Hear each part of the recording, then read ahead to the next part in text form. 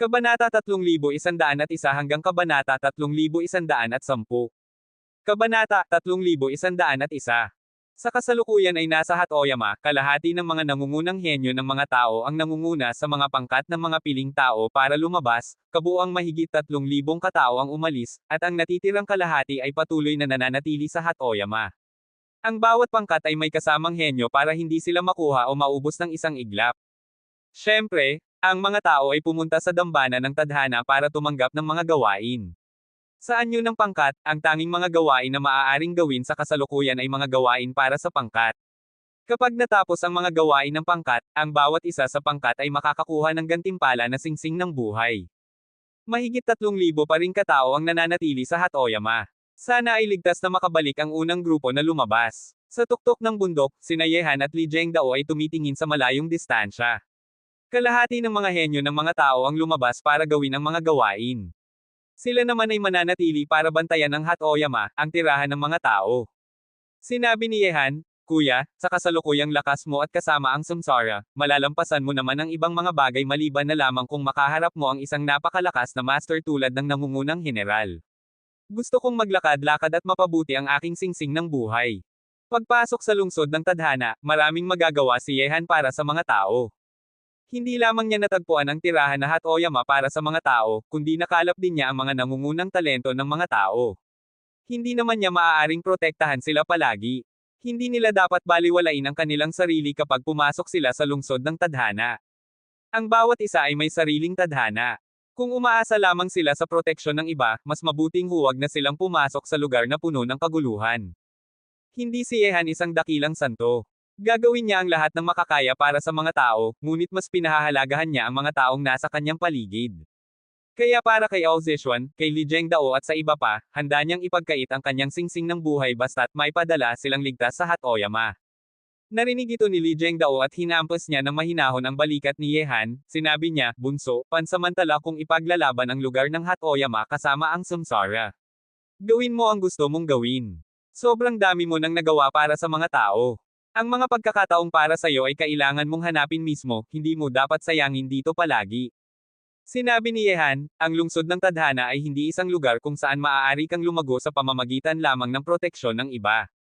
Kung hindi ka nakakaranas ng panganib, walang pagkakataon na darating. Sana ay makakuha ng mga mahahalagang bagay ang mga tao dito. Kuya, kung may mangyari sa Hatoyama, tandaan mong makipag-ugnayan sa akin. Matapos ipaalam kay Li Zhengdao ang kanyang mga plano, umalis si Yehan sa Jieshan kasama sina Yeqing at Ao Zishuan. Matapos umalis si Yehan, sina Li Zhengdao at ang anak ng samsara ang namamahala sa lahat ng bagay sa Hatoyama ngayon, at mayroon din ilang mga nangungunang henyo na tumutulong. Matapos makabalik ang huling grupo ng mga tao na lumabas para gawin ang mga gawain, maaari nang lumabas ang grupong ito. Hindi pwedeng walang tao sa Hatoyama palagi, ito ang ikot ng mga gawain. Xiaohan, saan tayo pupunta? Sa ibabaw ng kalawakan, sina Yeqing at Ao Zishuan ay sumusunod kay Yehan, isa sa kaliwa at isa sa kanan. Tumingin si Yehan sa harap at sinabi, "Pumunta muna tayo sa dambana ng tadhana." Bagamat mayroon tayong mapa, ang lungsod ng tadhana ay hindi isang lugar na pwede mong basta-bastang libutin. Sa dambana ng tadhana, tinitingnan ni Yehan ang mga gawain na nakapaskil doon. Maraming mga gawain na siksik ang pagkakaayos at na-claim na, at ang ilang mga mahihirap na gawain ay bakante pa rin. Siyempre, ang mga gantimpala ng mga mahihirap na gawain ay karaniwang napakalaki. Patayin ang Soul Beast, 10 milyong singsing ng buhay. Ang mga mata ni Yehan ay tumingin sa isa sa mga gawain. Ang gawaing ito ay limitado sa 3 tao lamang, at ang kinakailangang ito ay perpekto para sa kanilang 3. Maraming mga gawain sa dambana ng tadhana. Ang mga maliit na gawain ay may ilang milyong singsing ng buhay bilang gantimpala, samantalang ang mga malalaking gawain ay kadalasan ay may 10 milyong singsing ng buhay, o kahit na halos 100 milyong singsing ng buhay bilang gantimpala. Siyempre, kahit na ang mga maliit na gawain ay may tiyak na kahirapan, at ang mga malalaking gawain ay lalong mahirap. Tulad ng mga gawain na may 10 milyong o halos 100 milyong singsing ng buhay na gantimpala ay lahat ay mga gawain para sa pangkat. Kapag natapos ng isang pangkat ang mga gawain na ito para sa pangkat, ang bawat isa sa pangkat ay makakakuha ng kaukulang gantimpalang singsing ng buhay. Sa mga gawain para sa isang tao lamang, ang pinakamataas na gantimpalang singsing ng buhay ay 10 milyong singsing ng buhay, sapat na ito para makapasok sa ikalawang lugar. At sa mga gawain para sa isang tao lamang, ang gantimpala para sa paghuhuli ng halimaw na may ulo ng tupa ay 8 milyong singsing ng buhay lamang. Kaya naman maaari mong isipin kung gaano kahirap ang mga gawain para sa isang tao lamang na may 10 milyong singsing ng buhay na gantimpala. Matapos tumingin ng ilang sandali, pinili pa rin ni Yehan ang gawain ng paghuhuli ng Soul Beast. Ang gawaing ito ay angkop para kina Yehan, Yeqing, at Ao Zishuan. Sa kasalukuyan, mayroon lamang si Yehan ng mahigit 5 milyong singsing ng buhay. Gumastos siya ng 1 milyong singsing ng buhay para hanapin si Li Zhengdao, at 3 milyong singsing ng buhay para makatakas sila kasama si Li Zhengdao at ang anak ng reincarnation mula sa mga batang malalakas na Protoss. Kaya mula sa 9 milyong singsing ng buhay, natira na lamang na mahigit 5 milyong. Kailangan nating tanggapin ang gawain ng paghuhuli ng Soul Beast. Lumingon si Yehan para tingnan ang estatwa, at narinig niyang sabi ng estatwa ng walang emosyon, "Oo, kailangan mo bang ipadala kami sa lugar kung saan nakatira ang mga spirit beast?" Tanong ni Yehan ng maingat, magkano ang kailangang bayaran na singsing ng buhay. Sinabi ng estatwa ng walang emosyon, 3 tao, 3 milyong singsing ng buhay. Maaari itong bayaran ng isang tao lamang, o hatiin sa 3 tao. Nanginginig ang mga sulok ng bibig ni Yehan. Kahit na matapos ang gawain ng paghuhuli ng Soul Beast at makakuha ng 20 milyong singsing ng buhay, mawawalan pa sila ng 3 milyong singsing ng buhay para walang dahilan. Sige, tayo 3 ang magbabayad ng sama-sama. Desisyon agad ni Yeqing. Hindi marami ang singsing ng buhay ni Yehan. Kung patuloy pa siyang gagastos, kailangan niyang dumaan sa maraming panganib para makalakom ng 10 milyong singsing ng buhay. Pagkatapos noon, ang 3 magkakasama ay inilipat mula sa dambana ng tadhana. Ang lugar kung saan nakatira ang mga spirit beast ay tinatawag na Wanhan Mountain. Ang lugar na ito ay hindi bahagi ng impluwensya ng anumang lahi. Malaki ang sakop ng Wanhan Mountain. Bukod sa mga soul beast, mayroon din ibang mga nilalang na naroroon, ngunit ang soul beast ang hari ng lugar na ito. Kabanata 3102. May presensya ng mga natitirang kaluluwa dito. Mukhang ang soul beast ay mahilig kumain ng kaluluwa. Dapat itong isang napakasakit na nilalang. Tumingin si Yehan sa Wanhan Mountain. Sa hangin dito, naramdaman niya ang mga pag-ilos ng lakas ng kaluluwa, hindi niya namamalayan. Papalapit na ang Soul Beast. Bigla, tumingin si Ao Zishuan sa direksyon ng Wanhan Mountain. Bilang miyembro ng lahi ng mga halimaw, siya ang may pinakamatalas na pangamoy sa mga hayop. Mula sa malayong distansya, naramdaman na niya ang mabigat na presensya ng Soul Beast. Sina Yehan at Yeqing ay sabay na tumingin, at nakita nila na sa gitna ng makakapal na mga bundok, ang kagubatan ay bumubuhol, ang lupa ay bumibigat, at kahit na ang kalawakan sa itaas ay patuloy na bumabagsak, sinusubukang durugan ang buong mundo. Ito ay ilusyon, isang lihim na pamamaraan ng pag-atake gamit ang kaluluwa. Agad na nakita ni Yehan ang kahinaan. Ito ay dahil ang Soul Beast ay hindi alam ng sino man na gumamit na ng kanyang pinakamahusay na lihim na pamamaraan ng pag-atake gamit ang kaluluwa, na nagdulot ng isang lubhang nakakatakot na tanawin sa paningin ni Yehan. Kung hindi siya maingat, maaaring kainin ng kaluluwa ng kalaban ang kanyang sariling daan, daw. Tahimik na binantayan ni Yeqing at Ao Zishuan ang kanilang lingtay, isang bahagi ng isip o kaluluwa, at mahinang umungal sila. Isa ang hawak na baril at isa ang hawak na espada, at sinipa nila ito patungo sa kalangitan sa kanilang mga ulo. Ang bumabagsak na kalangitan ay madaling tinusok ng kanilang mga pag-atake, ngunit hindi pa rin ito pinigilan ang tanawin ng pagkawasak na papalapit sa kanila. Makipagkompetensya sa akin tungkol sa kaluluwa, baka nagkamali ka ng desisyon. Walang emosyon na sabi ni Yehan, pagkatapos ay nakita ng lahat na biglang bumukas ang kanyang ikatlong mata sa pagitan ng kanyang mga kilay. Ang mata na ito ay naiiba sa mga mata ng tao, kulay abo ito sa lahat ng bahagi, nagpapakita ng nakakatakot na kakaibahan, pati na rin ng isang lakas na nakakapagwasak ng kaluluwa. May 9 na antas ang Fortune Dew.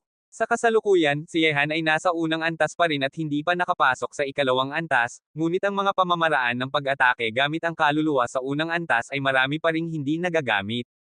Mata ng pagwawasak ng kaluluwa, mga halimaw at panday, Mags Ibat. Sotset. Ang lakas na makakapatay ng anumang mga halimaw sa mundo ay sumabog mula sa ikatlong mata ni Yehan sa pagitan ng kanyang mga kilay, tumagos ng walang katapusan patungo sa mundo. Sa sandaling iyon, ang lahat ng mga ilusyon sa pagitan ng langit at lupa ay nabasag, at ang langit at lupa ay naging payapang mundo muli. Hinay pa ng mahinang hangin, at nang mabasag ang lahat ng mga ilusyon, isang maputing hayop ang lumitaw sa kalawakan sa harap ni Yehan at ng iba pa. Ang hayop na ito ay naiiba sa mga karaniwang halimaw, mayroon itong mukha ng tao at katawan ng hayop. Wala itong anumang presensya ng halimaw sa katawan nito, ito ay isang ganap na bagong uri ng nilalang na hindi pa nakikita ni Yehan. Ito ba ay isang soul beast? Bakit mayroon itong mukha ng tao? Medyo nagulat si Yeching at Ao Zishuan. Hindi nakakagulat na may mga kakaibang bagay sa lungsod ng tadhana. Tahimik na sabi ni Yehan. Sa sandaling iyon, ang soul beast na may mukha ng tao at katawan ng hayop ay nakangiti ng kakaiba sa kanila, napakalakas ng dating nito. Pagkatapos, mula sa mga mata ng soul beast, ang mga malalakas na lakas ng kaluluwa ay dumagsa patungo sa kanila tulad ng isang ikalabindalawang antas na bagyo. Ito ay ang soul blade.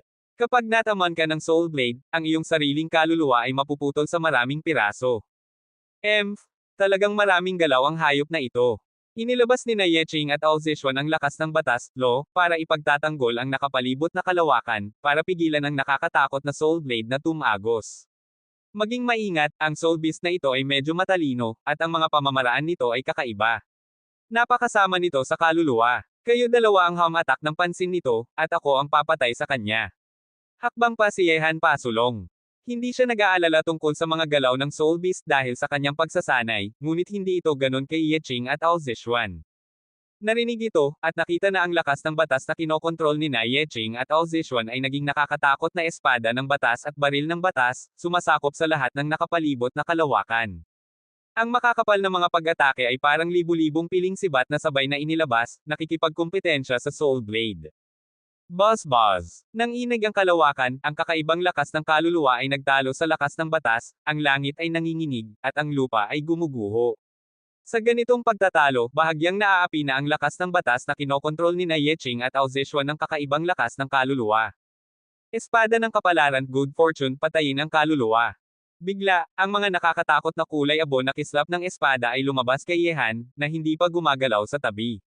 Ang mga batas ng kapalaran sa pagitan ng langit at lupa ay nagsama-sama, pagkatapos ay ang mga daan-daang libong kulay abo na kislap ng espada ay nagsama-sama upang bumuo ng isang espada ng pagpatay ng kaluluwa ng lahat ng langit na makakapagbasag ng anumang bagay. Set. Sa pagkontrol ng lakas ng pag-iisip ni Yehan, ang nakakatakot na espadang ito ay parang tubig na umaagos sa kawayan habang binabasag ang mga soul blade, at sa huli ay direktang tumagos sa isip ng soul beast. Hiyaw! Sa isang iglap, isang galit at masakit na boses ang narinig mula sa bibig ng soul beast, at ang mga kakaibang mata nito ay tumingin sa kanila na puno ng walang katapusang puot. Hindi pa rin patay. Kumunat ang noo ni Yehan, talagang mahirap patayin ang soul beast na ito. Nagalit ang soul beast. Bagamat hindi napatay ng espadang pagpatay ng kaluluwa ni Yehan ang soul beast, nagdulot ito ng matinding sakit dito. Kabanata 3103. Buzz. Sa isang iglap, ang mas nakakatakot na lakas ng kaluluwa ay sumabog mula sa soul beast tulad ng pag-ulol ng bundok at sunod-sunod na alon ng dagat. Nang sumabog ang lakas ng kaluluwa na iyon, isang uri ng soul solution, ang dumaloy sa nakapalibot na mundo sa loob ng 1 kilometro. Tama iyon, ito ay ang soul solution. Ito ay ang estado ng likidong kaluluwa. Ginagawa nitong karagatan ng lakas ng kaluluwa ang kalavikang ito. Habang nasa loob ka nito, ibabagsak ka ng walang katapusang mga atake ng kaluluwa hanggang sa ganap na matuno ang kaluluwa ng nag-eensayo. Soul Solution, napakalakas ng lakas ng kaluluwa ng hayop na ito. Nagulat si Yehan. Ang nakakatakot na Soul Solution ay kumakalat, at kahit siya ay naramdaman ang sakit na parang pinuputol ng kutsilyo ang kanyang kaluluwa. Sina Yeching at Ao Zishuan ay napakahina pagdating sa lakas ng kaluluwa, kung hindi sila napigilan, maaari silang malubhang masugitan. Masamang hayop, talagang hindi ko pinahahalagahan ka. Mabilis na hinailan ni Yehan sina Yeching at Ao Zishuan papunta sa kanyang tabi, pagkatapos ay isang patong ng hindi nakikitang lakas ng kaluluwa ang bumabalot sa kanilang tatlo. Mula noon lamang nila napigilan ang paglusot ng Soul Solution patungo sa kanila. Napakalakas ng pag-atake ng kaluluwa ng Soul Beast na ito. Kahit na isang mataas na ranggong Saint King ay mahihirapan kapag nakatagpo nito. Seryoso ang mga mata ni Yeching at Ao Zishuan. Kung pag-uusapan ng lakas ng katawan, maaari nilang madaling talunin ang isang Saint King, ngunit ang paraan ng pag-atake ng Soul Beast na ito ay labis na kahirap, at ang inaatake nito ay ang pinakamahihinang bahagi ng nag-eensayo, panglakas ng kaluluwa. Hindi ko mapipigilan ng matagal ang masamang hayop na ito gamit ang aking kalasag ng kaluluwa. Kumunat ang noo ni Yehan. Sa pagtunaw ng Soul Solution, unti-unting humihina ang kalasag ng kaluluwa ni Yehan. Sinabi ni Ao Zishuan, walang silbi ang pagtatanggol laban sa masamang hayop na ito. Kailangan itong patayin, maliban na lamang kung iiwan na natin ito at tumakas. Narinig ito, malalim na huminga si Yehan at sinabi, dahil tinanggap ko na ang gawaing ito, kailangan kong tapusin ito. Susunod, haharapin ko ng diretso ang Soul Beast na ito. Kayo dalawa ay humanap ng tamang pagkakataon para patayin ito. Xiaohan. Isang bahid ng pag-aalala ang dumaan sa magagandang mata ni Yeching.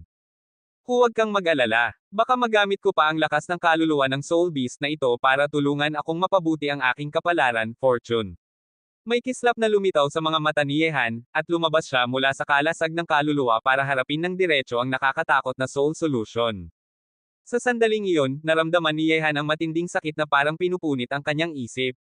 Ang Soul Solution ay unti-unting hinahati ang kanyang kaluluwa. Masamang hayop, kung hindi ako nag-e-ensayo ng fortune art, baka talagang mahirap akong harapin ka. Punong-puno ng galit ang mukha ni Yehan. Nakita ng lahat na muling lumitaw ang ikatlong mata sa pagitan ng kanyang mga kilay, ngunit sa sandaling iyon ay naging itim na parang isang itim na puyo. Ang kaluluwa ay kumakain, tinatanggap ang lahat ng uri ng tubig, mga uri ng lakas. Ang nakakatakot na lakas ng paglunok ay inilabas mula sa ikatlong mata ni Yehan sa gitna ng kanyang mga kilay. Sa sandaling lumitaw ang lakas ng paglunok na iyon, ang Soul Solution sa nakapalibot na mundo ay naging mga ilog ng kaluluwa at damaloy patungo sa kanya. Bumuhos ito sa kanya, ngunit wala ni isang piraso ang pumasok sa kanyang isip. Sa isang iglap, naguluhan ang dagat ng kamalayan ni Yehan. Napakalaking dami ng lakas ng kaluluwa ang damaloy papasok, na parang saysubog na ang kanyang isip. Bukod pa rito, ang mga magkakaibang uri ng lakas ng kaluluwa ay nagdulot ng kaguluhan sa mga alaala ni Yehan, parang nakikita niya ang mga piraso ng mga larawan na umiiral sa oras at puwang. Hiyaw! Ang Soul Beast ay umuungal at sumisigaw ng gulo-gulo. Ang kaluluwa ay ang paraan na umaasa ito para mabuhay, ngunit ang kanyang lakas ng kaluluwa ay patuloy na dumadaloy papasok sa isip ng taong iyon. Kapag naubos na ang lakas ng kaluluwa nito, hindi na ito makakapaglaban sa tatlong tao sa harap niya. Ngunit hindi planong tumigil si Yehan. Bagamat napakaraming uri at hindi dalisay ang lakas ng kaluluwa na ito pa rin ay isang uri ng lakas ng kaluluwa. Baka talagang makatulong ito sa kanya na makapag-breakthrough patungo sa ikalawang yugto ng Fortune Art. Bagamat mapanganib ito, sa maikling panahon, unti-unting nababawasan ang Soul Solution sa nakapalibot na mundo. Ang Soul Solution na parang ilog ay pumasok sa isip ni Yehan, na naging sanhi ng pagiging kulubot ng kanyang mukha. Naramdaman niyang saysubog na ang kanyang isip, ngunit hindi mapigilan ng Soul Beast ang nakakatakot na paglunok na iyon, umuungal ito sa buong langit at lupa. Xiaohan. Lumamig ang mukha ni Yeching at nagtanungan sila ng tingin ni Ao Zishuan, gawin na natin.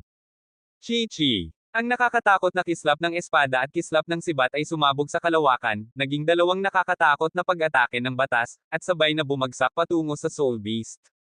Sa sandaling iyon, ang umaalingaw-ngaw na Soul Beast ay hindi na makapagpadala ng sarili nitong lakas ng kaluluwa, maaari na lamang nitong panuurin ang dalawang nakakatakot na pag-atake ng batas na papalapit dito. Boom! Sa sandaling iyon, nang bumagsak ang nakakatakot na lakas ng batas, ang katawan ng Soul Beast ay sumabog sa kalawakan at nawala ng tuluyan sa mundong ito. Ngunit habang sumasabog ang katawan ng Soul Beast, isang makapal na usok din ang kumalat sa kalawakan at biglang bumabalot sa kanilang tatlo. Ang lahat sa lugar na ito ay biglang nagbago ng husto.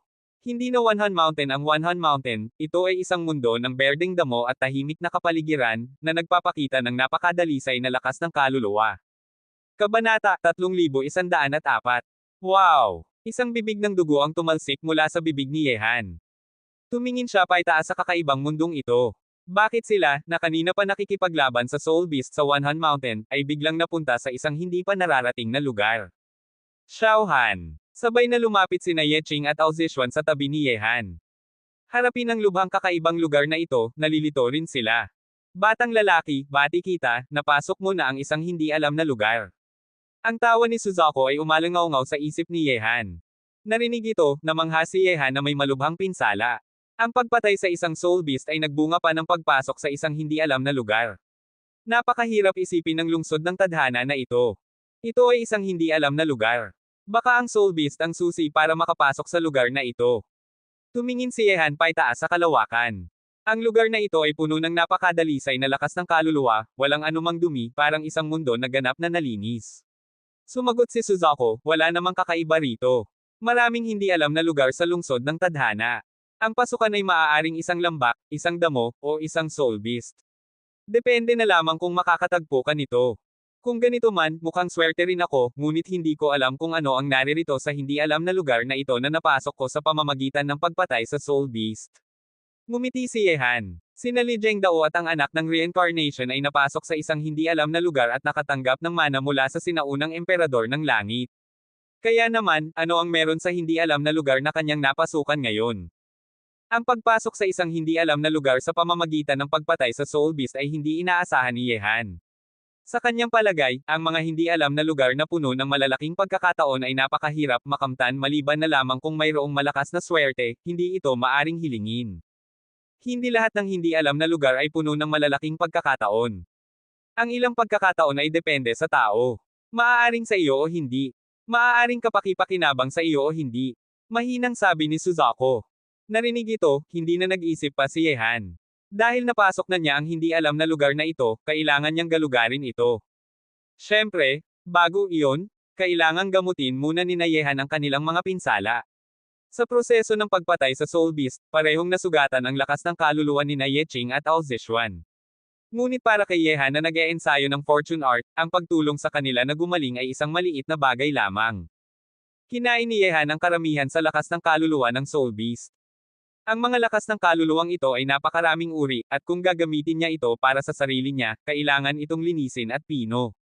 Matapos gamutin ang mga pinsala sa kaluluwa ni Yeqing at Ao Zishuan, nagsimula ng pinuhin ni Yehan ang kinain na lakas ng kaluluwa at isama ito sa kanyang sariling kaluluwa.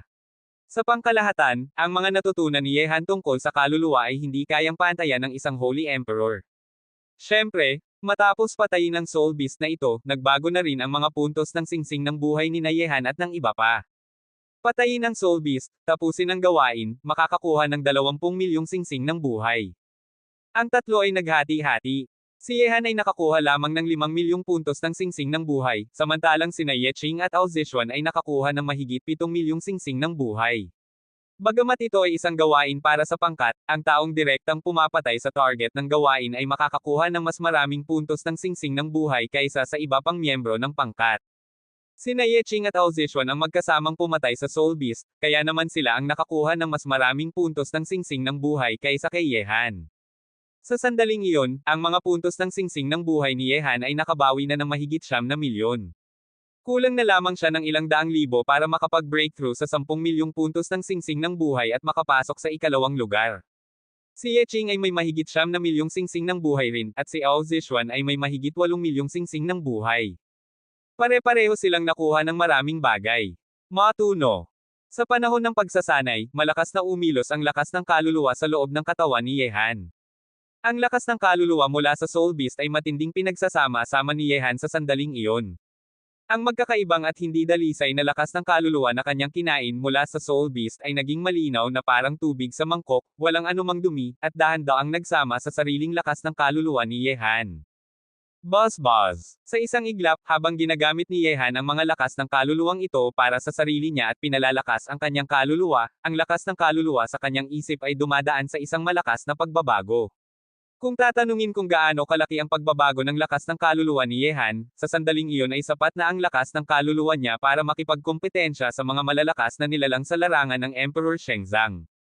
Ang lakas ng kaluluwa na ito ay sapat na para makipagkompetensya sa mga nag-eensayo sa ikalawang yugto ng Fortune Ju, at maaari pang hamanin ang mga nag-eensayo sa ikatlong yugto nito. Isip-isip ni Yehan, at isang kislap ng kagalakan ng damaloy sa kanyang puso. Pagkatapos noon, hindi tumigil si Yehan. Kung nais niyang sanayin ang ikalawang antas ng Fortune Ju, kailangan niyang magkaroon ng malakas na lakas ng kaluluwa para suportahan ito. Upang makasama ang lakas ng Fortune, syempre, ang batas ng Fortune ni Yehan ay mas naunahan na ngayon. Sa pagtulong ng dalawa sa isa't isa, maipapakita niya ang ikalawang paraan ng pag-atake ng Fortune Ju. Paghiwa-hiwalayan ng kaluluwa. Sa isang iglap, sa sandaling imulat ni Yehan ang kanyang mga mata, isang hindi nakikitang lakas ng kaluluwa ang kumalat patungo sa kalawakan sa harap niya. Pagkatapos ay natakot sina Yeqing at Ao Zishuan, na nagbabantay sa tabi niya gamit ang kanilang mga batas, nang makita nilang lumitaw ang daan-daang nakakatakot na mga bitek sa kalawakan, at kahit na ang lupa ay unti-unting naputol. Kabanata 3105. Martilyo ng kaluluwa. Sa susunod na sandali, isang nakakatakot na pakiramdam ng bigat ang dumating mula sa kalawakan, parang isang napakalakas na martilyo ang lumitaw sa mundong ito at bumabagsak pababa. Ang lupa ay nanginginig, ang mga bundok ay nanginginig, ang langit ay nanginginig, at pagkatapos ay direktang binomba ng isang bunganga ng bulkan na halos 10,000 metro ang lapad at hanggang 100 metro ang lalim.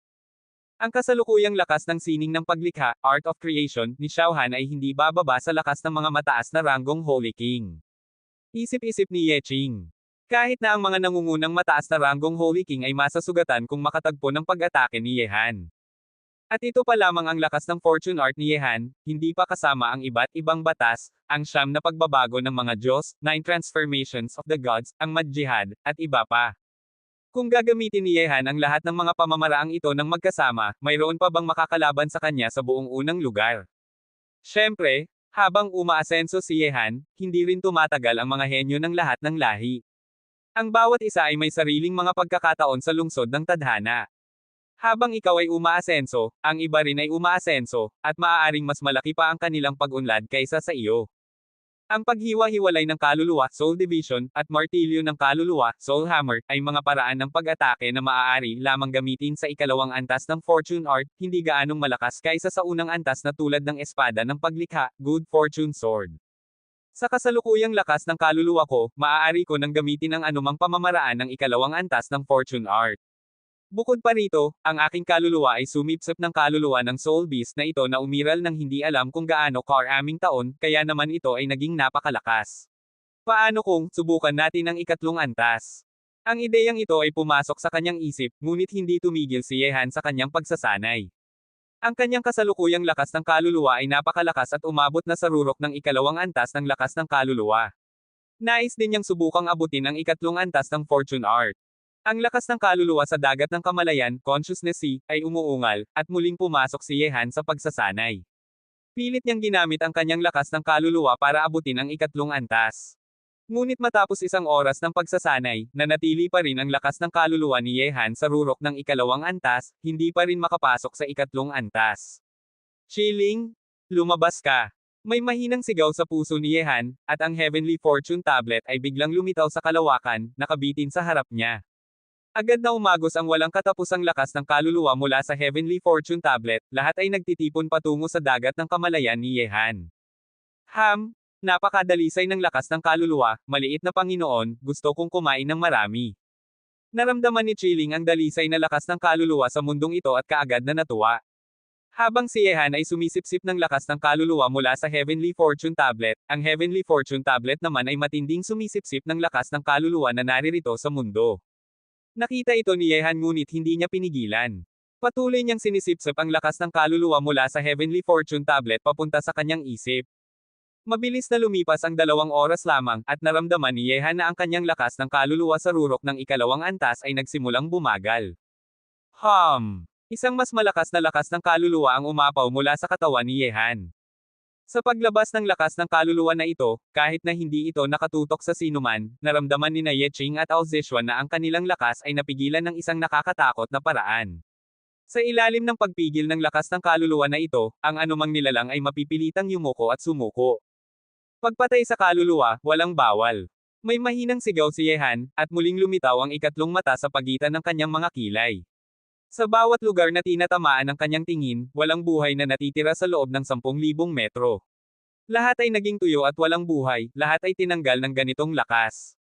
Walang bawal sa pagpatay ng kaluluwa. Ito ang ikatlong paraan ng pag-atake ng Fortune Art, at isa rin itong malawakang paraan ng pag-atake. Ang lahat ng nilalang ay may buhay at may kaluluwa. Habang mayroong kaluluwa, hindi nila makakaligtas sa pagpatay sa kaluluwa ni Ye Han, walang bawal. Sa sandaling iyon, ang paraan ng pag-atake ni Ye Han ay umabot na sa rurok ng antas ng isang mataas na ranggong Holy King. Kahit na makaharap niya muli ang isang nakakatakot na batang malakas na tulad ng nangungunang general, may kumpiyansa si Ye Han na makipaglaban hanggang kamatayan. Tumingin sila kay Ye Han na dahan-daang tumatayo. Medyo nagulat sina Ye Qing at Ao Zishuan na nasa likuran niya. Ang pag-atake kanina ay parang hindi nakikita, ngunit napakalakas ng pagkasira nito. Kahit na hindi sila natama ng lakas ng kaluluwa na iyon, naramdaman nilang malapit na silang mamatay. Xiao Han, ito na ba ang ikatlong antas ng Fortune Art? Lumapit sina Ye Qing at Ao Zishuan. Tumango si Yehan at sinabi, isang sipa lamang, naabot ko na ang ikatlong antas ng Fortune Art. Napakadalisay ng lakas ng kaluluwa dito at walang anumang dumi. Kung manatili ako sa maliit na mundong ito ng matagal, baka makaya kong umangat sa ikaapat na antas sa lalong madaling panahon. Sinabi ni Yeching, hayaang dumating ng dahan-dahan. Napakaganda na makapag-insayo ka hanggang sa ikatlong antas sa iyong kasalukuyang antas. Baka mas ligtas kung umangat ka sa ikaapat na antas kapag mas umasenso pa ang iyong antas. Tumango si Yehan, pagkatapos ay tumingin siya sa maliit na mundong ito at sinabi, ito ay isang hindi alam na lugar, at hindi ko alam kung gaano kalaki ito, ngunit tiyak na mayroong pagkakataon dito. Ate, Zishuan, magkahiwa-hiwalay tayo para galugarin ito, mas mabilis din iyon. Kabanata 3106. Tumango sina Yeching at Ao Zishuan, mag-ingat ka naman. Pagkatapos noon, nagkahiwa-hiwalay ang tatlo. Patuloy pa ring sumisipsip si Chiling ng dalisay na lakas ng kaluluwa sa mundong ito, ngunit hindi na ito inalala ni Yehan. Ang maliit na bagay na ito ay napakatalino, kapaki-pakinabang naman sa kanya ang lakas ng kaluluwa dito, kaya hayaan na lamang itong sumipsip. Pagkatapos, kukunin ni Yehan mula sa kanya ang lakas ng kaluluwa para taasan ang antas ng Fortune Art. Pagkatapos pumili ng direksyon, umalis si Yehan mag-isa. Hindi alam kung gaano kalaki ang maliit na mundong ito, at hindi pa rin alam kung ano ang naririto. Kung makakakuha siya ng kahit anuman dito, depende na lamang sa swerte. Ngunit para kay Yehan, kahit na walang makuha man na pagkakataon sa hindi alam na lugar na ito, sapat na itong biyaya na maangat niya ang Fortune Art hanggang sa ikatlong antas. Ginamit ni Yehan ang kanyang clairvoyance para galugarin ang maliit na mundo. Sa direksyong kanyang tinatahak, lahat ng bagay sa loob ng 1,000,000 milya ay nasa ilalim ng kanyang pagsisiyasat. Ngunit kahit na naglakbay siya ng milyong milya sa direksyong iyon, wala pa rin siyang nakitang mahalaga, kahit na ang mga spiritual na damo at elixir ay wala. Tanging ang presensya ng kaluluwa sa langit at lupa na ito ang nananatiling dalisay at walang bahid ng dumi. Mukhang hindi pa sapat ang mga pagkakataong para sa akin. Baka naman mayroon ang nakuha si ate at Zishuan. Isip-isip ni Yehan, ngunit hindi siya tumigil at patuloy na naglakbay sa direksyong iyon. Napakalaki ng maliit na mundong ito, parang walang katapusan. Walang makakaalam kung may mga hindi alam na bagay pa sa harap na naghihintay o makukuha. Huwag pilitin ang lahat ng bagay. Kung sa iyo ito, sa iyo rin ito sa huli. Kung hindi, hindi mo maipipilit. Biyaya na lang na makapasok ka sa maliit na mundong ito, hindi pa bang sapat na maangat mo ang Fortune Art hanggang sa ikatlong antas dito? Ang boses ni Suzaku ay pumasok sa isip ni Yehan. Sinabi ni Yehan, hindi maipipilit ang tadhana, matandang lalaki. Ilan nga ba ang mga hindi alam na lugar sa lungsod ng tadhana? Para sa akin, parang ito ay isang kayamanan na iniwan ng mga nauna para sa mga susunod na henerasyon, hanapin, kunin, ipasa. Sinabi ni Suzaku, ang pinagmulan ng lungsod ng tadhana ay talagang misteryoso.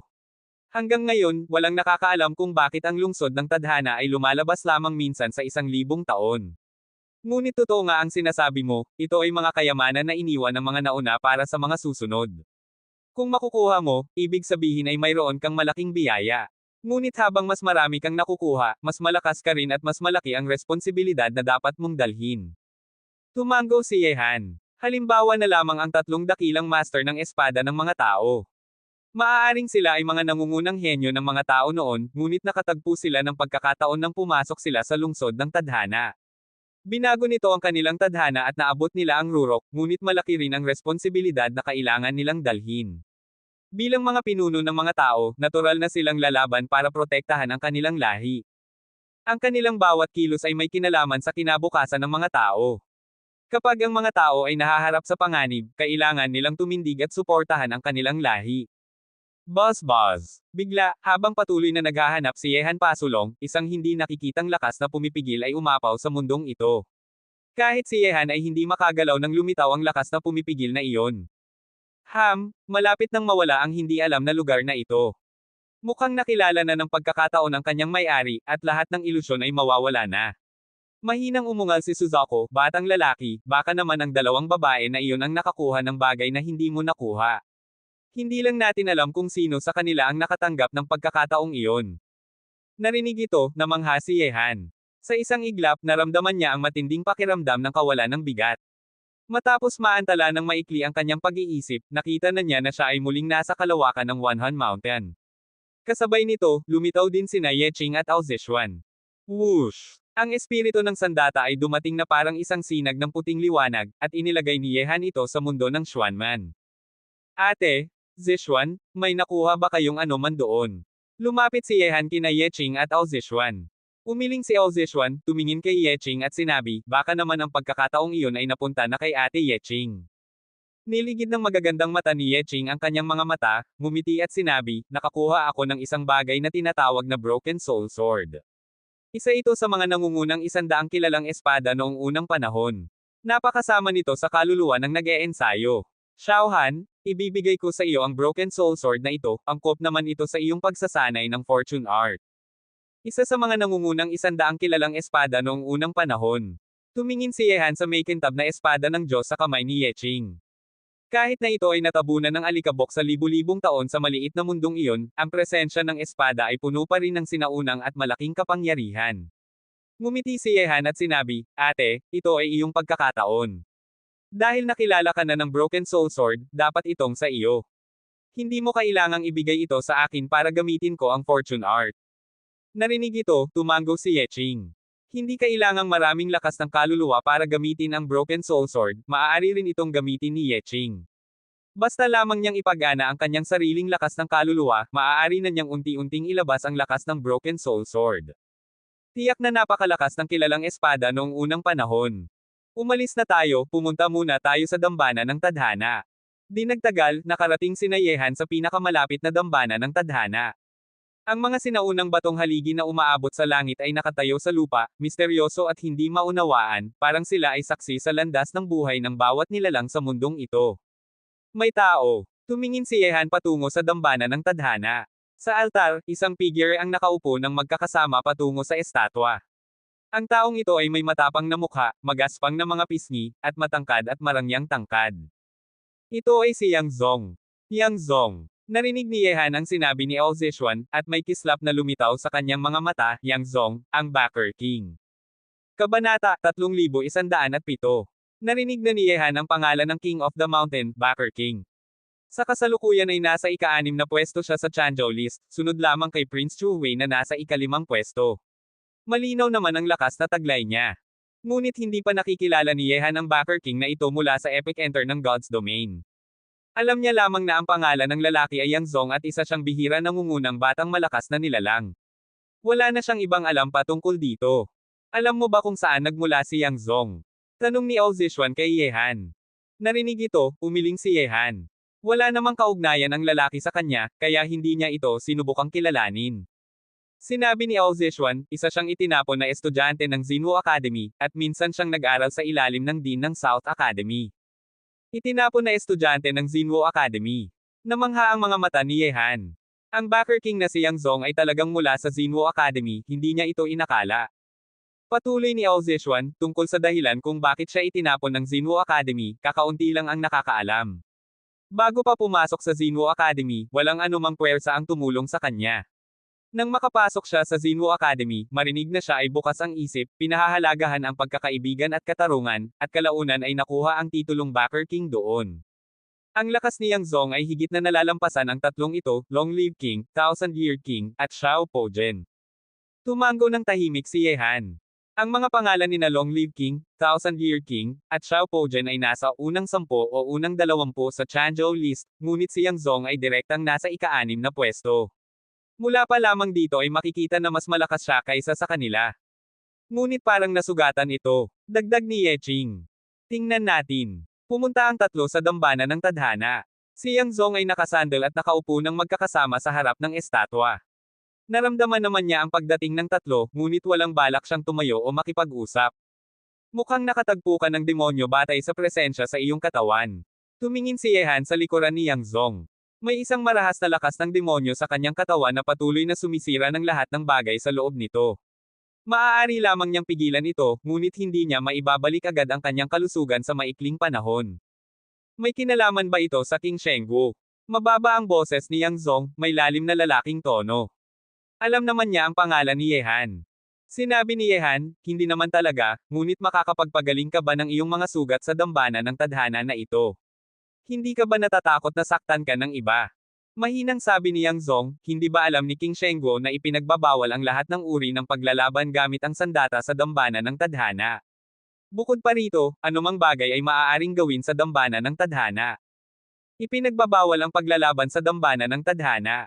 Hindi talaga alam ni Yehan ito, ngunit totoo namang maraming bagay ang maaaring gawin doon. Sinulyapan ni Yehan ang estatwa at patuloy na nagsalita, kahit na maraming bagay ang maaaring gawin sa dambana ng tadhana, kahit na makakatulong itong gumaling ka, takot akong malaki ang halaga na kailangan mong bayaran. Kung tama ako, wala kang sapat na singsing ng buhay para bayaran ito, hindi ba? Narinig ito, tumahimik si Yang Zong. Malubha siyang nasugatan sa paglaban niya sa mga demonyo. Kung magsasanay siya ng paunti-unti, aabutin ito ng hindi bababa sa isang buwan. Sa lungsod ng tadhana na puno ng pagkakataon at panganib, hindi kayang maghintay ng ganito katagal si Yang Zong, kaya naman siya pumunta sa dambana ng tadhana. Una, ipinagbabawal ang paglalaban doon, kaya maiiwasan niya ang paghabol ng mga kalaban. Pangalawa, nais niyang humingi ng tulong sa dambana ng tadhana. Ngunit kung tutulungan siya nitong gumaling, kailangan niya ng 10 milyong singsing ng buhay, hindi pa sapat ang kayamanan niya dahil mayroon lamang siyang mahigit 7 milyong singsing ng buhay. Mukhang tama ako sa hula ko tungkol sa sitwasyon mo. Sinabi ni Yehan, kung gusto mong gumawa ng transaksyon sa dambana ng tadhana, kailangan mong magkaroon ng sapat na singsing ng buhay, kung wala, walang mangyayari. Bukod pa rito, sa iyong kasalukuyang kalagayan, aabutin ng hindi bababa sa isang buwan para gumaling ka. Narinig ito, mahinang sabi ni Yang Zong, hindi tayo magkasala noon o ngayon. Sa tingin ko ay hindi sasaktan ni King Shengguo ang isang taong malubhang nasugatan. Sinabi ni Yehan, bagamat kaakit-akit ang mga singsing ng buhay na mayroon ka, makakapagpasok ka agad sa ikalawang lugar kung patayin kita, hindi talaga ako interesado na saktan ang isang taong nasugatan. Bukod pa rito, hindi mo ba sinabi na ipinagbabawal ang paglalaban sa dambana ng tadhana? Eh bakit naman ako hinahanap ni King Shengguo? Marinig ko na dati kang mula sa Xinwo Academy. Tumingin si Yehan kay Yang Zong at sinabi, sa 4 na paaralan, Southeast and Northwest, si Long Live King ay estudyante ng Dean ng North Academy, si Thousand Year King ay estudyante ng Dean ng West Academy, at si Xiao Pojen ay estudyante ng Dean ng East Academy. Nag-aral ka ba sa ilalim ng Dean ng South Academy? Narinig ito, sa wakas ay tumingin si Yang Zong kay Yehan at sinabi, hindi ko akalain na ako, isang itinapon na estudyante ng Xinwo Academy, ay binibigyang pansin pa ni King Shengguo. Itinapon na estudyante. Ngumiti si Yehan, sa totoo lang, curious ako, bakit ka itinapon ng Xinwo Academy? Isang taong umalis sa proteksyon ng Xinwo Academy at nagtagumpay mag-isa, hanggang sa makapasok sa ika-6 na pwesto sa Chanzhou list. Sa tingin ko, walang puwersang hindi magpapahalaga sa isang tao tulad mo. Hindi ba nararamdaman ni King Shengguo na masyado kang maraming tanong? Sinabi ni Yang Zong, wala na akong relasyon sa Xinwo Academy. Nang matapos na ang relasyon na iyon, natural na akong umalis, yun lang. Kailangang umalis na. Magandang sabi iyan. Sinabi ni Yehan, bagamat hindi pa tayo masyadong magkakilala ni Yang Zong, narinig ko namang ikaw ay isang matapat na tao na pinahahalagahan ang pagkakaibigan at katarungan. Bilang Saint Martial King ng Xinwo Academy, tutulungan kita ngayon. Pagkatapos nito, isang alon ng marangyang batas ng buhay ang bumagsak sa katawan ni Yang Zong na parang liwanag ng Diyos. Tumagos ito sa kanyang mga paa at kamay at buto, nilinis ang lahat ng marahas na lakas ng demonyo sa kanyang katawan, at unti-unting gumagaling ang kanyang mga sugat. Naramdaman ito, may kakaibang kislap na dumaan sa magaspang na mga mata ni Yang Zong, ngunit hindi niya pinigilan si Yehan. Ang pagpapagaling ng kanyang mga sugat ay ang pinakamais niya ngayon, hindi pwede pang maghintay. Di nagtagal, gumaling na ang mga sugat ni Yang Zong.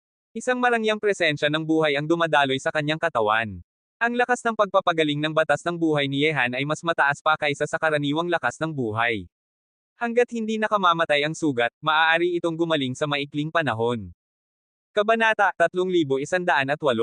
Bumalik na tayo sa Hatoyama. Ang tatlo ay gumastos ng 1 milyong singsing ng buhay bawat isa, umalis sa pamamagitan ng dambana ng tadhana.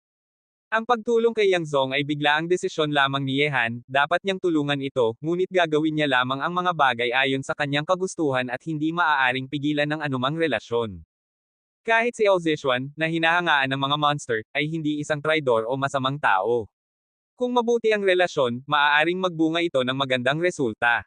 Salamat! Habang pinapanood na mawala sina Yehan at ang iba pa mula sa dambana ng tadhana, malalim na huminga si Yang Zong, tumayo at umalis sa dambana ng tadhana, walang anumang takot. Susunod na magsisimula ang paghihiganti ni Yang Zong. Sa lakas ng Backer King na si Yang Zong, natural lamang na malubha siyang masugitan kapag nakatagpo ng isang nangungunang batang malakas na nilalang mula sa Demon Race. Ang kalaban nito ay mula sa Demon Academy, isa sa mga nangungunang henyo ng kanilang panahon kasama sina Yu Honghuang at Xu Chaoj, na nasa rurok na ng Great Demon King at labis na malakas. Samantalang si Yang Zong ay kasalukuyang nasa larangan lamang ng Elementary Holy King, bagamat malapit na siyang maabot ang rurok nito, hindi niya talagang kayang talunin ang kalaban na iyon noon. Ngunit walang kinalaman ang mga bagay na ito kay Yehan, at hindi rin niya pakikialaman ang gagawin ni Yang Zong, tinulungan niya lamang ito ng madali at ibinigay ang kanyang kagandahang loob. Muling bumalik ang tatlo sa Hatoyama. Sa kasalukuyan, sina Li Zhengdao at ang Daughter of Reincarnation ang nagbabantay dito. Sa tulong ng ilang nangungunang henyo, tahimik pa rin ito ngayon at walang anumang kakaibang pangyayari. Ikatlong kapatid, may nakuha ka bang anuman sa paglabas mo ngayon?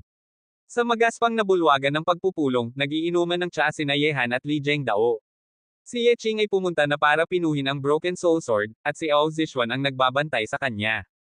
Ngumiti si Yehan at sinabi, mayroon akong mga nakuha, kuya.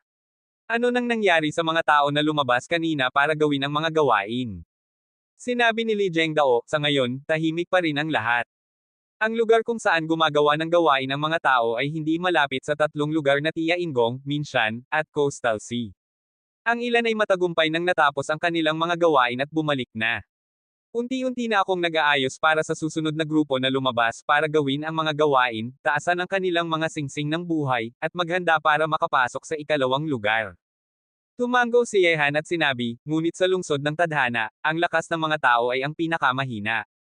Bagamat tahimik pa rin ang sitwasyon ngayon, hindi titigil ang mga taong may masamang balak laban sa mga tao. Ang lungsod ng tadhana ay isang mahusay na larangan ng digmaan para ipagsakripisyo ang lakas ng mga tao. Kapag naubos na ang ating lakas dito, bababa na ang banta natin sa kanila, kaya hindi tayo maaaring maging pabaya. Talagang mahirap ang sitwasyong kinakaharap ng mga tao, ngunit kailangan nating labanan ito kapag may mangyari. Bumantong hininga si Li Zhengdao. May mahigit 30,000 henyo mula sa Protoss, mahigit 30,000 mula sa Demon Race, at 20,000 mula sa Monster Race. Samantalang ang mga tao ay bumaba mula sa 8,000 patungong 6,000 lamang, hindi nila kayang lampasan ang alinman sa tatlong malalaking lahi na ito. Kuya, nag-isip-isip si Yehan sandali at sinabi. Bagamat tayo ay mga tao at dapat isaalang-alang ang kabutihang panlahat ng ating lahi, dahil napasok na natin ang lungsod ng tadhana, ang maaari nating gawin ay panatilihin ang lakas ng mga tao hanggat maaari. Sa halip na protektahan sila palagi, dapat silang magkaroon ng sariling karanasan at pagkakataon. Kung palagi silang mabubuhay sa ilalim ng proteksyon at hindi mararanasan ang mga pagsubok, sayang naman ang pagkakataong makapasok sa lungsod ng tadhana. Alam ko ang sinasabi mo, ngunit talagang mahina pa rin ang mga tao ngayon. Bumantong hininga si Li Zhengdao. Gusto rin naman niyang lumabas para humanap ng pagkakataon, ang lungsod ng tadhana ay isang pagkakataon lamang sa isang buhay, at maraming tao ang hindi pa nakakakuha nito. Walang sino mang hindi gustong samantalahin ito, ngunit kailangan ng mga tao ang proteksyon ng kanilang mga nangungunang henyo. Hindi lahat ng bagay ay maaaring makuha ang pinakamabuting kalagayan. Ang pagiging perpekto para sa iba ay hindi palaging pinakamabuting paraan, maaari itong lamang maubos ang sarili. Sinabi ni Yehan, ang 12 rehiyon ng lungsod ng tadhana ay nangangailangan ng kaukulang singsing ng buhay para makapasok. Hindi posibleng makapasok ang lahat ng tao sa ikalawang lugar ng sabay-sabay, o sa ikatlong lugar ng sabay-sabay. Kahit na makapasok sila ng sabay sa mga unang rehiyon, sino ang makakapaggarantiya na makakapasok sila sa mga susunod? Sa huli, kailangan nilang magkahiwa-hiwalay. Ang lungsod ng tadhana ay tiyak na magdudulot ng kamatayan sa ilan, hindi lahat ay makakakuha ng pagkakataon, lalo na ang mga batang agila na lumaki sa ilalim ng proteksyon. Hindi lahat ay makakakuha ng pagkakataon. Bumantong hininga si Li Zhengdao sa kanyang puso at sinabi, ikatlong kapatid, gusto mo bang makapasok sa ikalawang lugar? Narinig ito, tumango si Yehan. Sinabi niya ito kay Li Zhengdao para maintindihan nito na hindi nila kayang gawin ang lahat para sa mga tao. Ang mga bagay na dapat nilang gawin at maranasan ay kailangang gawin nila ng mag-isa. Maaari bang lumaki ang isang henyo na magiging ipinagmamalaki ng mundo kung palagi lamang itong protektado? Sa madaling salita, kahit na protektahan ng mga nangungunang henyo ng mga tao tulad ni Yehan ang mga ito hakbang-hakbang para taasan ang kanilang mga singsing ng buhay at makapasok sa iba't ibang lugar, ano naman ang silbi nito? Sa huli, parang lamang silang naglakad-lakad sa lungsod ng tadhana, walang ibang kahulugan. Ang panganib ay kailangang maranasan ng sarili, at ang pagkakataon ay kailangang hanapin ng sarili. Kailan mo plano pang makapasok sa ikalawang lugar? Pinuno ni Li Zhengdao ng tsaa ang baso ni Yehan at tanong. Hihintayin ko pa ng 2 araw. Sinabi ni Yehan. Hindi pa rin nagpapakita si Kang Chanbo. Hindi ko alam kung nasa unang lugar pa rin siya, nakapasok na sa ikalawang lugar, o nasa isang karanasan. Kung magpapakita siya, makikipag-usap ako sa kanya tungkol sa mga tao. Bilang mga tao, magagawa nating gawin ang lahat ng makakaya natin, ngunit hindi natin kayang gawin ang lahat. Kuya, ang mga pagkakataong para sa iyo ay hindi lamang nasa harap mo, nasa 11 rehiyon pa, pati na rin ang isang misteryosong templo ng tadhana. Walang makakaalam kung anong malalaking pagkakataon ang naghihintay sa iyo sa huli. Isa sa isip ko ito ng mabuti. Tumango si Li Zhengdao. Sa sandaling iyon, habang pinag-uusapan pa ni Yehan at Li Zhengdao, pumasok ang Daughter of Reincarnation mula sa labas ng bulwagan ng pagpupulong. Ang kanyang karaniwang walang emosyong mukha ay may bahid ng pagiging seryoso at sinabi, Zhengdao, paparating na ang mga monster, pumasok na sila sa labas ng Hat Oyama. Inaakala na ng mga monster. Sabay na tumayo sina Yehan at Li Zhengdao, malamig ang mga mata. Ang pag-atake ng mga monster sa Hat Oyama sa sandaling ito ay may malinaw na layunin.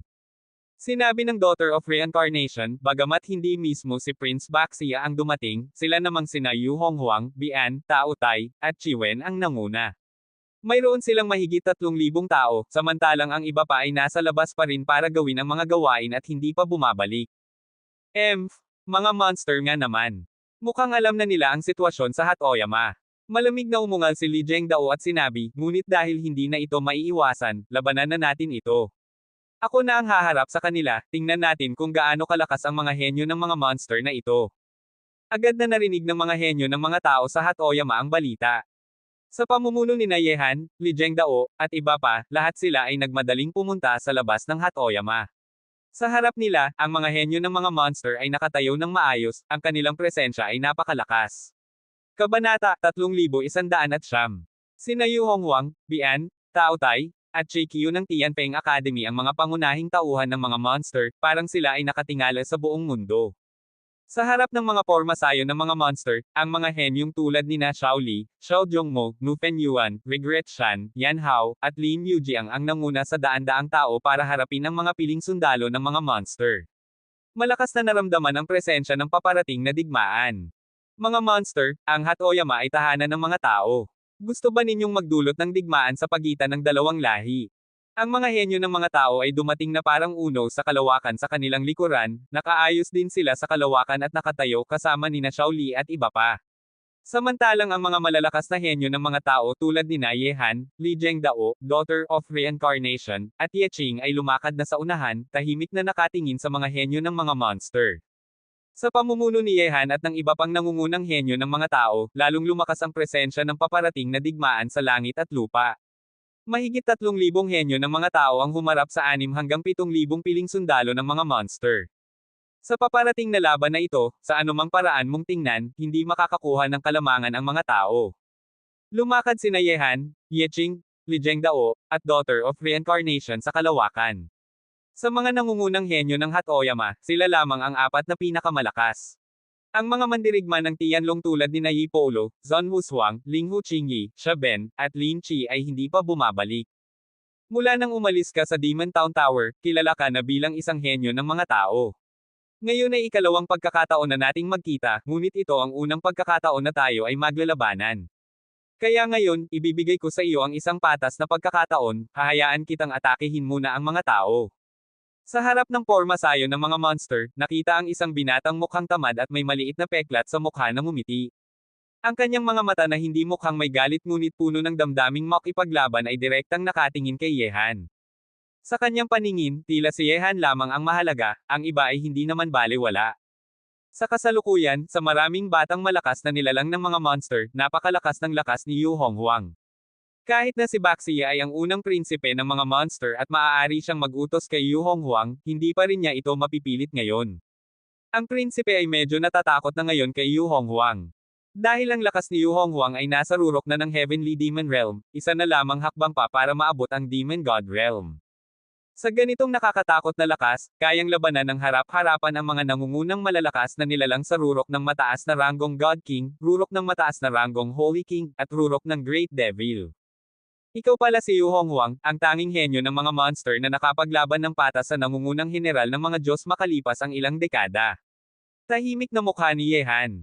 Kahit na ang 6 hanggang 7,000 piling sundalo ng mga monster ay dumating sa Hatoyama, hindi siya nagbago ng ekspresyon, hindi na siya ang dating Yehan. Nakulong ako ng ilang dekada. Mukhang patuloy pa rin kumakalat ang alamat tungkol sa akin sa labas. Ngunit mali ka, pagkatapos kong lumabas ngayon, ako mismo ang papatay kay Yang Erlang. Siyempre, bago iyon, kailangan kitang patayin muna. Muli nang ngumiti si Yu Honghuang, at ang kanyang nakakatakot na damdaming makipaglaban ay puno na ng napakalakas na presensya sa buong mundo. Yu Honghuang, bakit ka pa nakikipag-usap sa ibang lahi? Huwag mong kalimutan ang ating layunin. Sa lungsod ng tadhana, ngayon ang pinakamagandang pagkakataon para sirain sila. Ang boses ni Prince Bian ay puno ng kakilakilabot at kasamaan. Ako si Yu Honghuang, kailan ako nangangailangan ng payo mula sa iba. Kung gusto kong gumawa ng aksyon, sundin mo na lamang ako. Kahit na ikaw ay mga prinsipe ng templo. May kislap ng kasamaan sa mga mata ni Yu Honghuang. Hindi siya natatakot sa mga prinsipe ng Golden Crow na may mataas na katayuan, ito ang walang takot na Yu Honghuang na nang-ahas na pumatay ng daan-daang monster sa Tianfeng Academy. Narinig ito, may bahid ng kalungkutan na dumaan sa mga mata ni Prince Bian. May isa pa akong tanong. Sa harap ng dalawang hukbo, lumakad si Yehan ng ilang hakbang pasulong na may mga kamay sa likuran at sinabi, dahil sa puot mo sa akin, hindi dapat hindi paparating si Baxia. Ngunit ngayon, kayo lang ang ipinadala niya.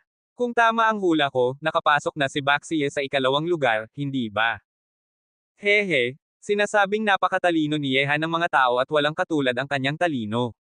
Minsan ka nang nagdulot ng malaking pagkatalo sa hukbo ng mga monster na sumalakay sa mga tao. Ngayon, nakita kong totoo nga iyon. Ngunit bago pa pumasok ang taong iyon sa ikalawang lugar, iniutos niyang saktan ang mga tao. Mahinang ngumiti si Yu Honghuang, at ang kanyang maliit na peklat ay lumihis, mukha siyang mabangis at masama. Tama nga, nakapasok na siya sa ikalawang lugar. May kislap na lumitaw sa mga mata ni Yehan. Kung nakapasok na si Baxie sa ikalawang lugar, paano naman ang unang emperador? Nasaan si Wang Chuyi, ang higanti ng mga demonyo? Nasaan naman ang Heavenly Burial? Nasa unang lugar pa rin ba sila o nakapasok na rin sa ikalawang lugar? Paano na, Yehan ng mga tao, handa ka na bang mamatay? Ang nakakatakot na damdaming makipaglaban ay umalingaw-ngaw sa buong mundo. Ang presensya ni Yu Honghuang ay umapaw, at habang siya ay lumalakad pasulong, itinuturo niya ang isang makapal na mabigat na espada patayo sa langit. Kahit na ang mga henyo ng dalawang lahi ay naramdaman ang napakalakas na presyon, ito ay isang nakakatakot na figure na iginagalang na sa mundo makalipas ang ilang dekada. Ang 6 hanggang 7,000 piling sundalo ng mga monster ay handang kumilos na. Ang kanilang mga damdaming makipaglaban ay kumalat sa lahat ng direksyon, na naging sanhi ng pagyanig ng mundo. Digma. Isang galaw lamang ng manggas ni Yehan, at sa susunod na sandali, ang mga henyo ng mga tao tulad ni Li Zhengdao ay sumugod sa pormasayon ng mga monster na parang isang puting liwanag na tumatawid sa mundo. Ang nakakatakot na intensyon ng espada ay umapaw, na naging sanhi ng mga henyo ng mga monster na umiwas. Sa kasalukuyang lakas ni Li Zhengdao, tanging isang nakakatakot na prinsipe tulad ni Bian lamang ang makakapaglaban sa kanya. Bukod pa rito, si Li Zhengdao ay nakatanggap ng mana mula sa sinaunang emperador ng langit, hindi pa alam kung kayang talunin ni Prince Bian siya. Patayin mo na lang kung gusto mo. Kapag sapat na ang bilang ng mga namatay, sapat na rin ang iyong mga singsing ng buhay. Sino ang mabubuhay at sino ang mamamatay, wala akong pakialam.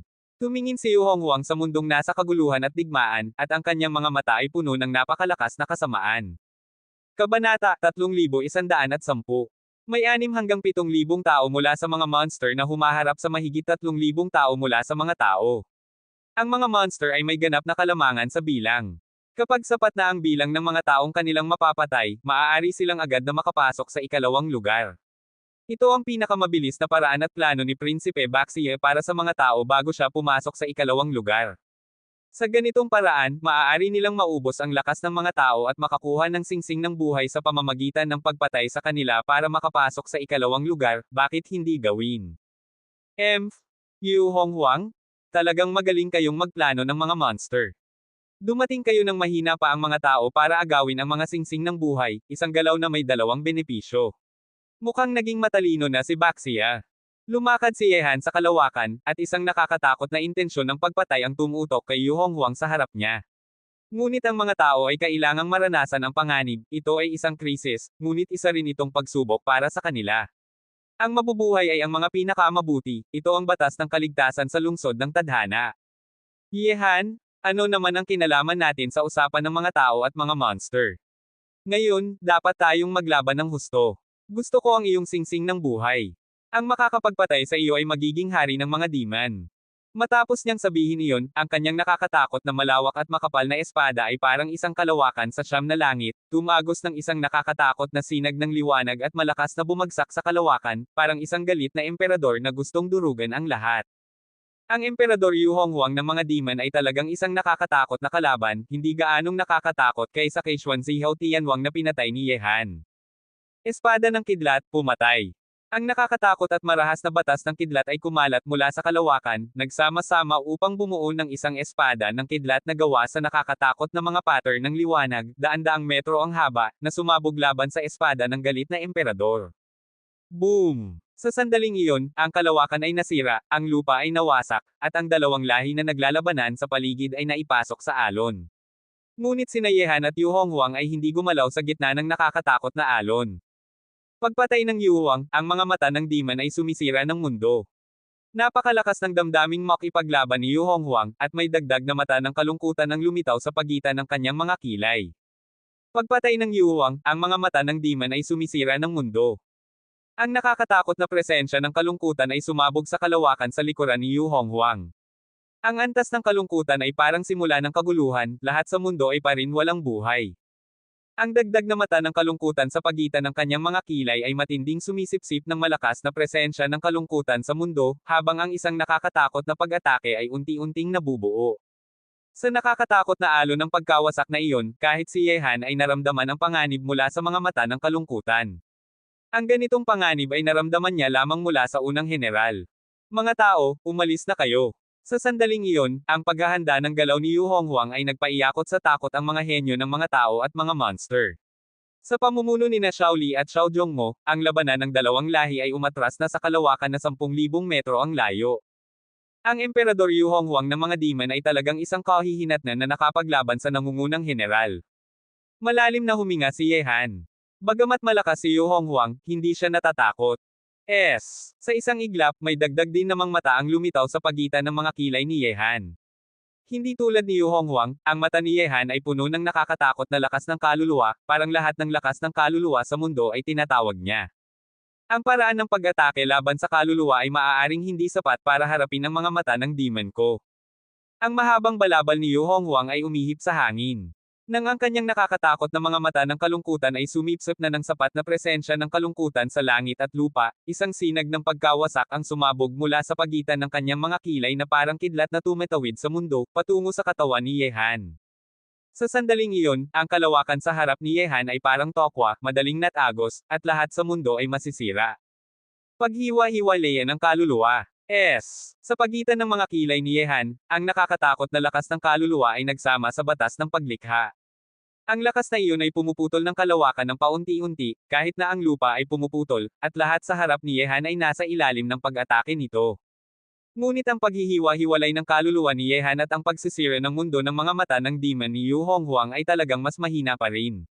Nakita na ang pinutol na kalawakan sa harap ni Yehan ay ganap na nawasak ng sinag, at ang nakakatakot na sinag ay patuloy na sumabog sa katawan ni Yehan ng walang awa, na sinusubukang ganap na siyang ubusin sa ilalim ng liwanag ng kalungkutan na ito. Martilyo ng kaluluwa.